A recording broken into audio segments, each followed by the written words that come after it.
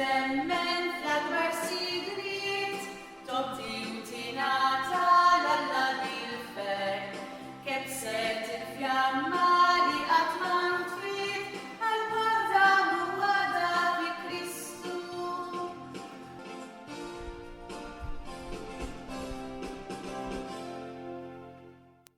Jien Sister Teresa Agostinjana insellimlek u nilqek għall-programm ieħor ta' qari spiritwali mill-ktieb Oħroġ minn artek li jkellimna fuq il-ħajja tal-madre fundatriċi tagħna, is-Sorjiet Agostinjani Servi ta' Ġesu e Marija li mhijiex ħlief il-venerabbli Sor Marija Teresa Spinelli. Insejħu eżis semmija f'wostna it-Trinità Qaddisa fl-isem tal-Missier u tal-Iben u tal-Ispirtu Santu. Amen. Waħda mit-talb preferiti tal-Madre Fundatriċi. Irrid lill-Alla, irrid noġbu bil-purità, irrid dak li jritu, irrid ngħix u mmut għalih. Se nkomplu eżis semmija fejn ħallejna l-aħħar darba, nibdew kapitlu 8, Martirju bl-Admija. Matul l-istorja tal-Knisja nsibu li l-insara dejjem taw xhieda ta' Kristu b'xi mod jew ieħor. Nafu kif mill-bidunet tal-Knisja kien hemm persekuzzjonijiet ħorox kontrihom.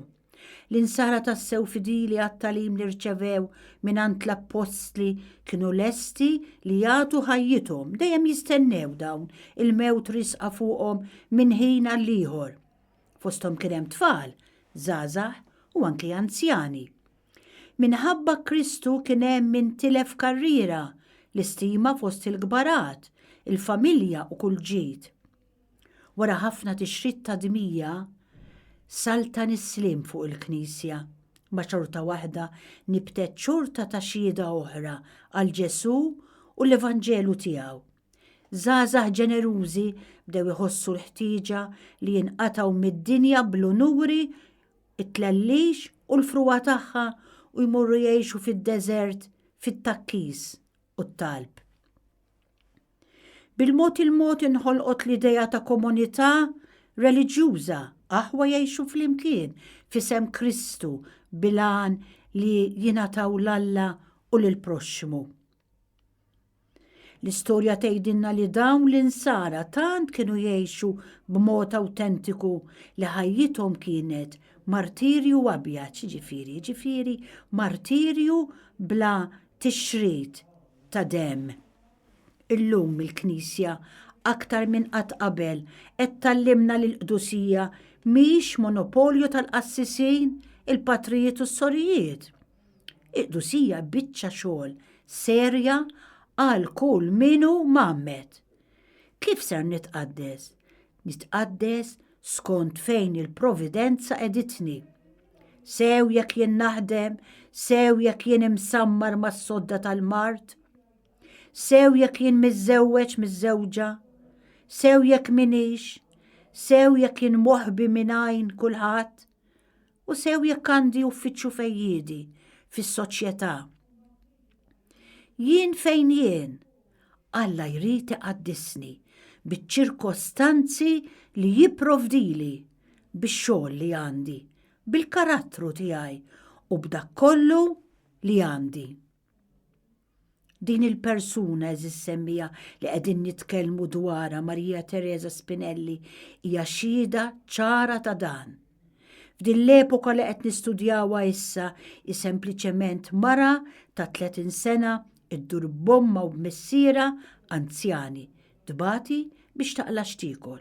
Ma kienx mara tad-dinja l-oħra ma mlitx ħwejjeġ tal-aġeb li jagħmilha kbira u li kienet twettaq kollox b'fidi kbira, bl-imħabba, biskiet, bispirtu ta' sagrifiċċju.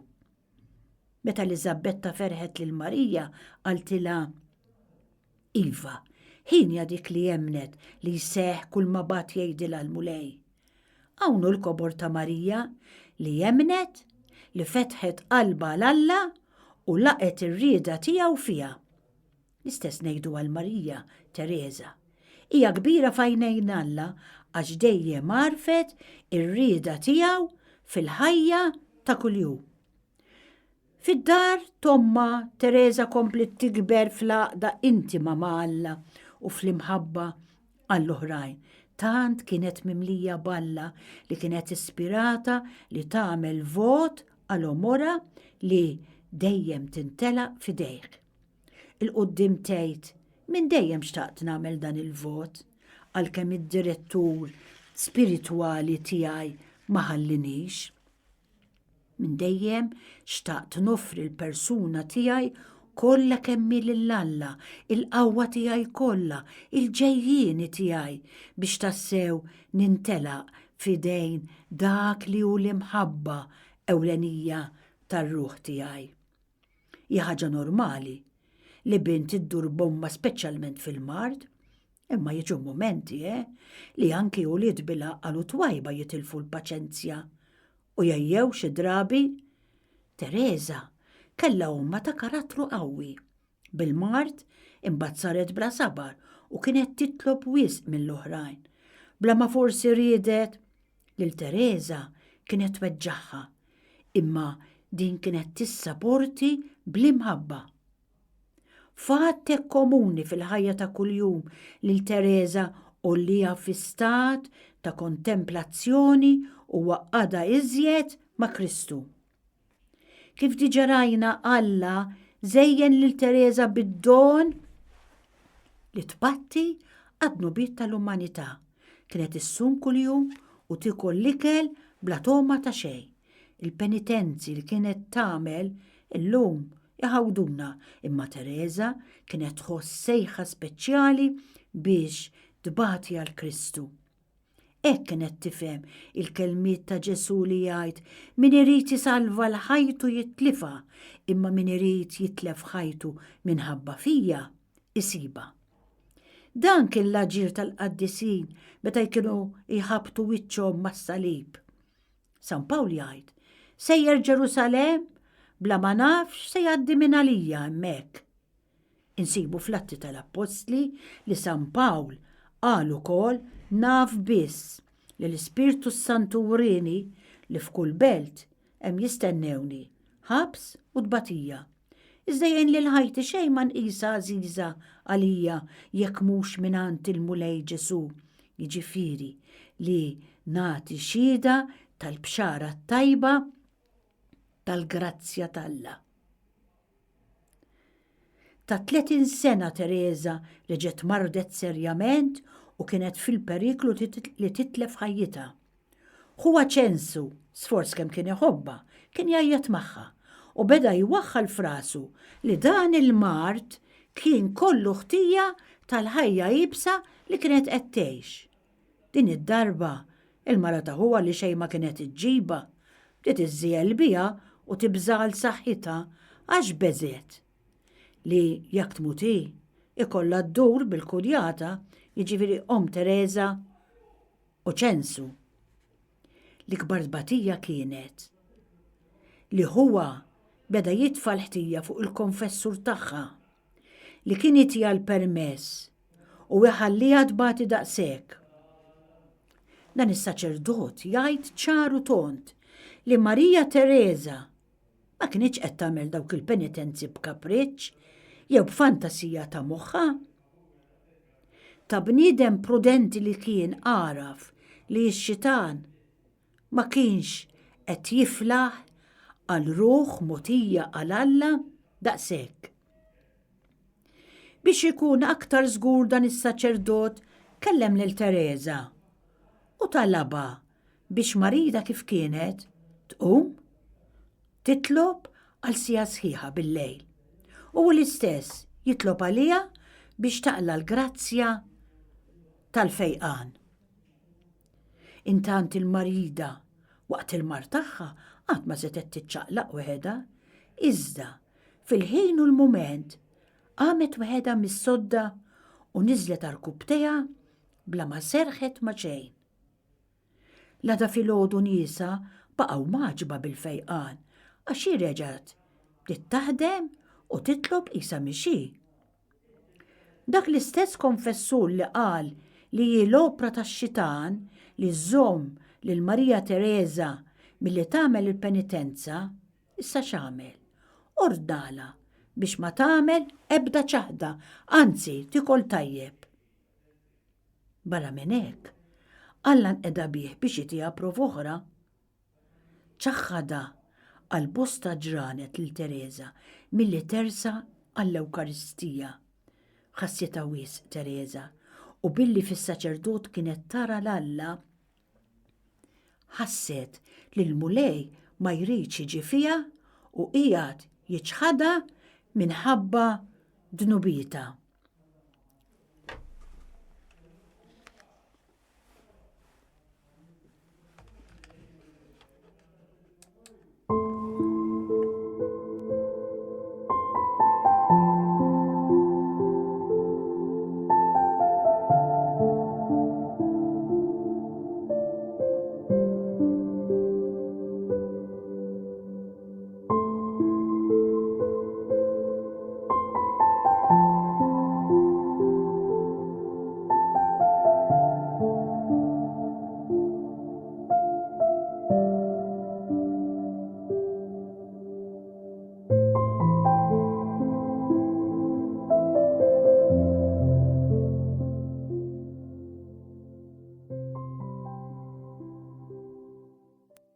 Iż-żmien beda jgerbeb u fis-16 ta' Marzu 1820 mietet omma.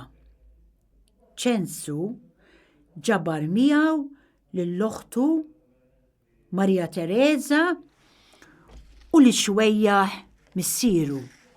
Żgur li d-dar il-ġdida ma kienitx ġenna tal-art, il-mara ta' huwa xħiħa kienet u xħiħa baqet. Billi kienet 32 sena ikbar minn Teresa bdiet tejra liha u anki ġellida magħha li tant kienet ħobb. Mhuwiex martirju li tissapporti karattru bħal dan. Darba minnhom mardet din il-mara ta' huwa u Marija Teresa daret bija mill-aħjar li setet. F'xi okkażjoni bħal din kienet birek l-Alla u tgħid imbirek il-mulej li tani l-waqt u l-qawwa li mbagħti xi ħaġa għal dak li tant bata għalija hu. Din il-qagħda fid-dar ta' huwa enita iżjed biex tkun tista' tilqa' id-batija li kellha tiltaqa' magħha fi triq ġdida tal-appostolat li kienet qed tinferaq qudiemha. Kif jaċċertawna d-diretturi spiritwali u l-awtorità tal-Knisja, is-sejħa ta' Marija Teresa Spinelli għall-appostolat ġie dirett minn fuq. Hija ħasset din is-sejħa nhar il-festa tal-Qaddisin kollha fl-ewwel ta' Novembru tal-1820. Teresa kienet qiegħda titlob wara tqarbin u bdiet trod tħajr lill-Alla u fl-istess ħin taħseb u timmedita fuq il-misteru tal-glorja tal-qaddisin. Minnu fih intilfet tikkontempla il-ferħ etern li qegħdin iġarbu l-qaddisin. Imma l-aktar li laqtita kienet il-glorja li żejnet l-apostli li xerdu l-aħbar it-tajba lill-proxmu. U ma semaw il-leħen tal-imgħallem meta qal morru fid-dinja kollha u xandu l-bxara tajba lil-ħolqien kollu. Wara ftit Teresa reġgħet ġiet ftaħħa. Dak il-ħin ħasset fiha xewqa qawwija li tintilab bżelu u xxeret l-Evanġelu kemm tiflaħ. Leħen mis-sema wrija li kellha taqbad it-triq tal-appostolat. Ma biex ma timxix fil-għama qalet b'kollox lill-konfessur tagħha u dan kompla ħeġġiġha biex taħdem u hekk għamlet. Kif nafu, l-Ewkaristija hija fil-qofol tagħha rigal Kristu eżis semmija jagħti lilu nnifsu lil ħutu. Għalhekk wieħed ma jistax jgħix ħajja ewkaristika jekk ma jingħatax għall-oħrajn u għal Ġesus stess. Marija Teresa kienet ġa qed toffri ruħha bħala vittma għas-salvazzjoni tal-erwieħ. Imma f'din id-dera misterjuża bdiet tifhem aktar li kien jeħtieġ li tingħata għall-appostolat. Sissa dan ma setgħetx tagħmlu bejn għax kellha l-omma marida u bejn għax kienet timrat spiss. Hi wkoll. Imma f'dik il-laqa speċjali ma' Ġesu femet li l-mart mhux kiel, imma garanzija li Alla qiegħed iberika. Kienu jidwu f'widnejha kliem San Pawl li jgħid: mela bil-qalb kollha nitaxxaq bid-djufija tiegħi, bit-tajjir, bil-aks, bil-persekuzzjonijiet, bidwejjaq minħabba Kristu, għax meta nkun dajjef inkun qawwi. Fl-ittri tagħha li kitbet wara, Teresa tistqar kemm dan il-kliem tal-Apostlu tal-Ġnus kien qed iweżinha matul il-ħajja spiritwali tagħha.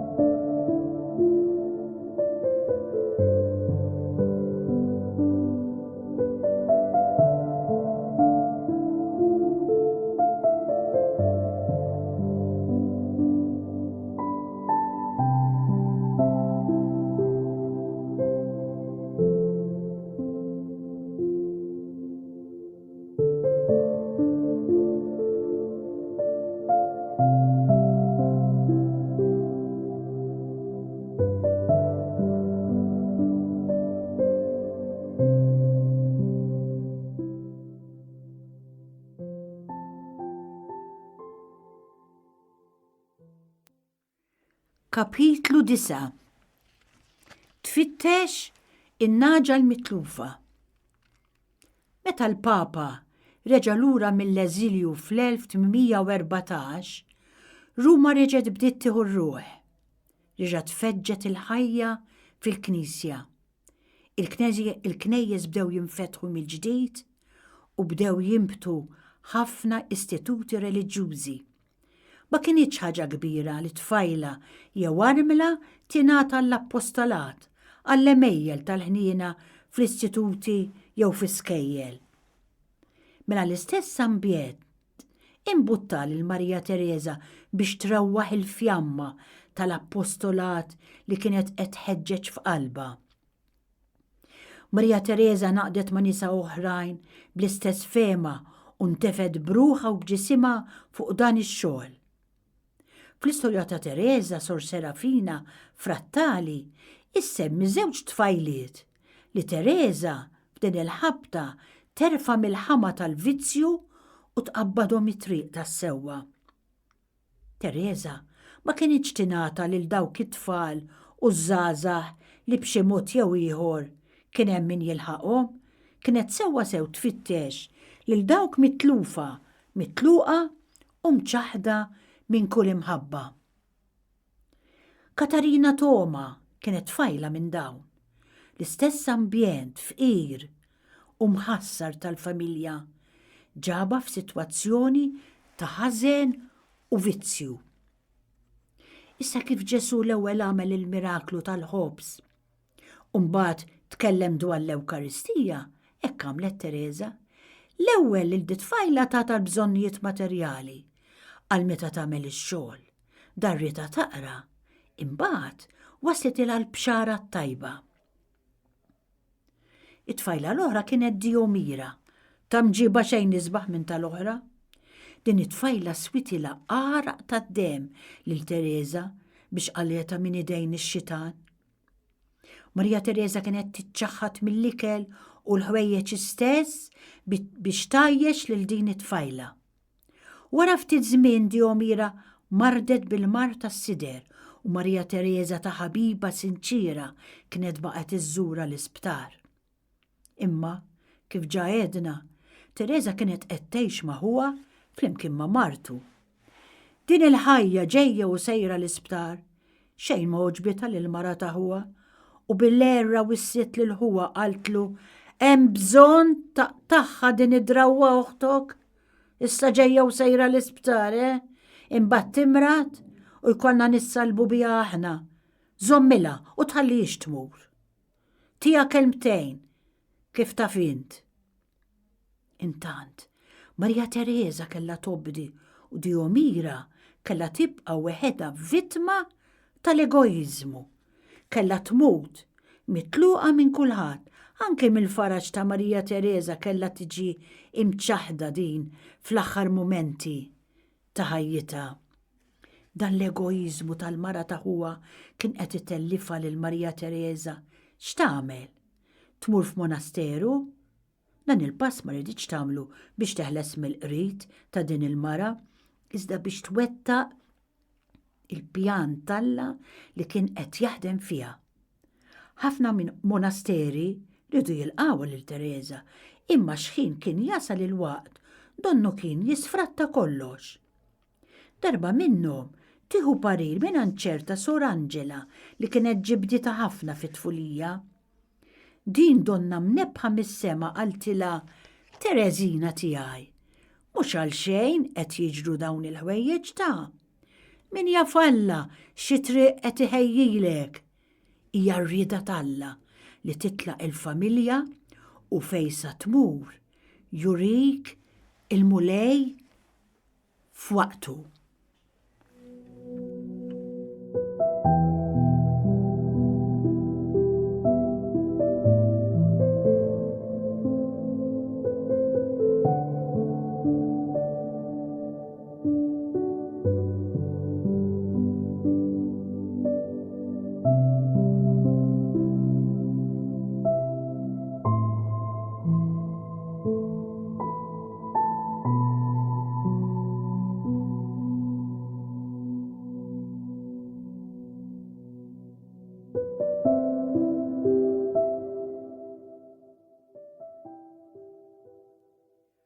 Kapitlu 10.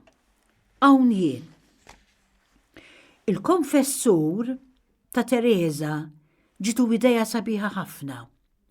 Marija Teresa kienet maħbuba mhux ftit meta kienet Ferentino, hemmhekk kien hemm kunvent ta' Santa Chiara li żgur kienu jilqawha b'idejhom miftuħa. Teresa uġbitha l-idea.